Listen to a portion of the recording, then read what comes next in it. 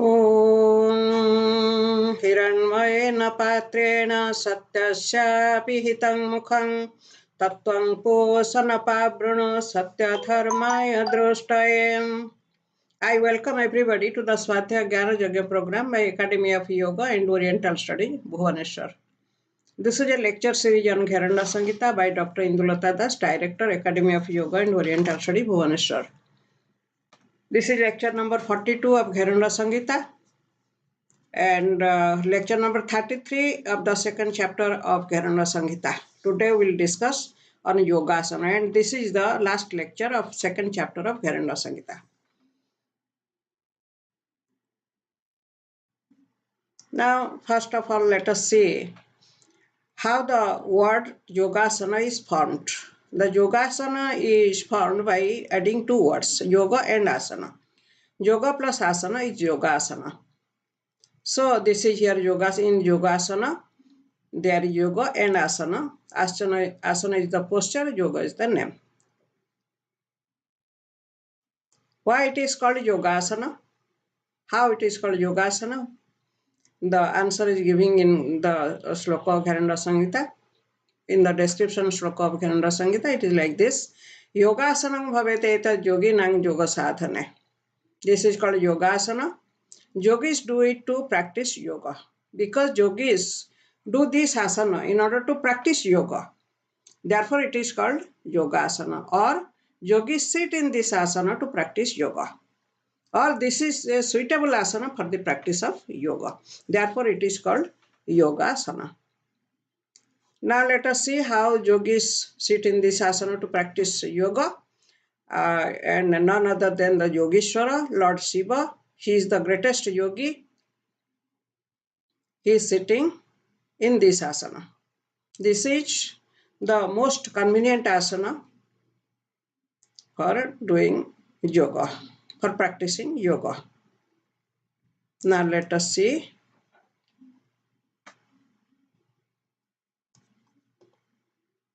What is yoga? Yoga's Chittavrittinirodha. Yoga Sutra says, in Yoga Sutra Patanjali says that Yoga's Chittavrittinirodha. We have to sit on the asana. We have to sit in the asana to practice yoga. And what is yoga? Yoga is nothing but Chittavrittinirodha. That means Chittavrittinirodha means it is the state where all the vrittis or the vrittis, the undesired vrittis or all the vrittis are arrested or they are checked. And it is also called the state of samadhi. Therefore, in Vyasa Bhasya of the same sutra, Abhyasa says yoga samadhi. That means yoga and samadhi are synonyms. In this state, the chitta or the mind is absolutely controlled, and all the vrittis means the thoughts of the chitta, they are absolutely controlled or absolutely arrested. Now, how this is done? How the vrittis of the chitta are arrested? There are two methods. Abhyasa, Vairagya, Nirodha. Abhyasa and Vairagya. Both the practices should be done simultaneously. The Chittavrittinirodha, or which is called a yoga. Yoga is nothing but Chittavrittinirodha. Chittavrittinirodha is done by Abhyasa and Vairagya. These are the twin practices for Chittavrittinirodha. Both the practices should be done simultaneously. Now, what is Vairagya and what is Abhyasa? Vairagya is repulsion towards all kinds of pleasures of this world and of the next world.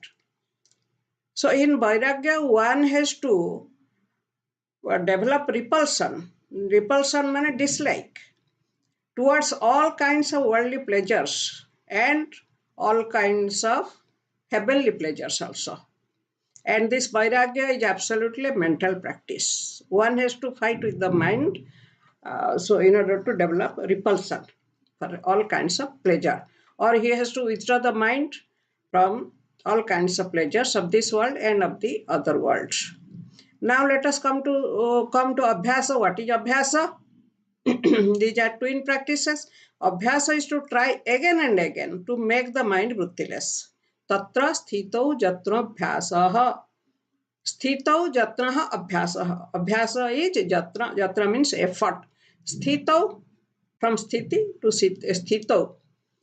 So sthiti means the vrittiless mind. Then the abhyasa means the effort to make the mind vrittiless is abhyasa. It is a mental practice, but it requires certain physical disciplines also. Without some physical disciplines, this abhyasa is not so easy to do. So here there is the requirement of certain postures to sit. And we find the directions how to sit for practicing abhyasa. We find many directions in many books, in the Upanishads and in Bhagavad Gita and in many places. In the Puranas also we find how to sit for practicing of yoga or practicing Chittavrittinirodha. In Bhagavad Gita, in the 6th chapter, we find these descriptions. Tatrekagrang manah krutva jata chittendriya kriyah upavishyasane junjya yogamatma visuddhaye. That means the practitioner should sit in a posture, in an asana. Then he has to make the mind one-pointed. He should concentrate the mind by controlling it and by controlling the indriyas. Thus, he should try to purify the mind. And purification, what does purification of mind mean? Purification of mind is nothing to minimize the vrittis. He has to remove undesired vrittis from his mind. And for that, he has to sit in a posture. A posture is required, a certain posture is required. And he has to do the practice of yoga. And how he has to sit? What should be the minimum requirement of that asana? In the same chapter of Gita, we find the description of the asana, of the posture, how he should sit for and concentrating the mind or to make the mind vrittiless. Samang kaya sirogribang tharayan achalang sthiraha samprekhya nasikagrang sang disasyanavalokayan. So these are the descriptions of how he has to sit for purifying the mind. Samang kaya sirogribang. The practitioner should keep the body, the neck and the head in a straight line. The body, the neck and the head should be kept in a straight line. Dharayan, samang kaya siro grivang dharayan. Kaya means body, sira means head and griva. Griva means the neck. Dharayan, to hold. He has to hold these three in samang. Samang means in straight. And achalang sthiraha. Achalang, there should not be any movement. Sthira, sthira means steady. And then what he has to do, he has to samprekhya nasikagrang song. Song nasikagrang samprekhya. He has to look at the tip of his nose. And his disascha anavalokayan, disascha anavalokayan. He should not look here and there. He should not look to other directions. So these are so here the body, the neck and the head should be kept straight. So the look should be concentrated, the look should be focused on the tip of the nose. And then eyes should not look here and there. So there is a role of the body and the eyes also. So this is the most suitable posture for doing yoga. Now let us come to the Gheranda Samhita. What is the description of the Yogasana which a yogi should use to do which he should do for the practice of yoga? The description is like this: Uttanam charanam krutva samsthapya jananopari asanopari samsthapya uttanam karajugmakam purakair vayumakrusya nasagram avalokayat yogasanam bhaveteta yoginang yoga sadhane. How he should do? Uttanam charanam krutva samsthapya jananopari. The practitioner should put both the feet on both the thighs. Here it is written Janu, but when he puts it on the Janu, it is actually put on the thighs. Then he should put both his hands on the mat. Asana pari samstapya uttanam karajugmakam. His hands should be put on the mat or on the ground because he is sitting on a mat. So he has to put both his hands on the mat. And how? The palms should be kept upwards.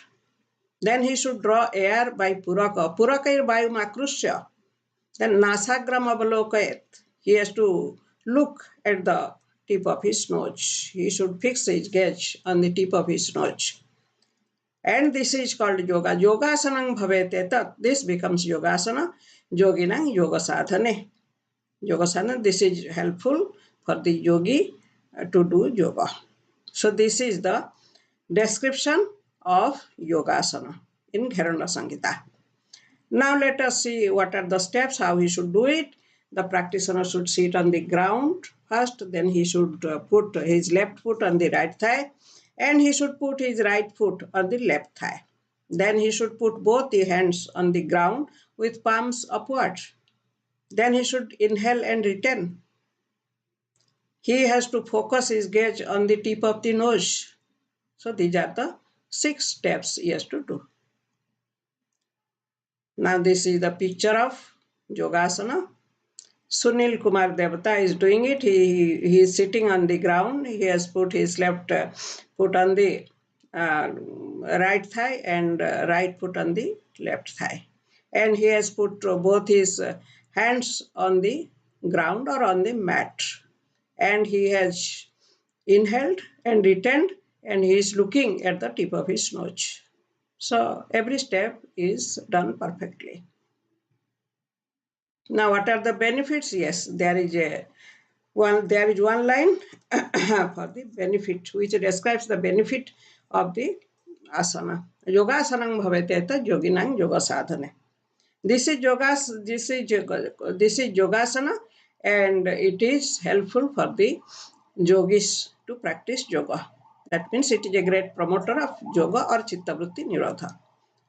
In this posture, because as we compare this posture with the posture described in Bhagavad Gita, it is perfectly the same. And therefore, if one practices Chittavrittinirodha while sitting in this asana, his mind is easily concentrated and purified. His vrittis are arrested. So this is very helpful asana for the practice of yoga. Therefore, it is called Yogasana.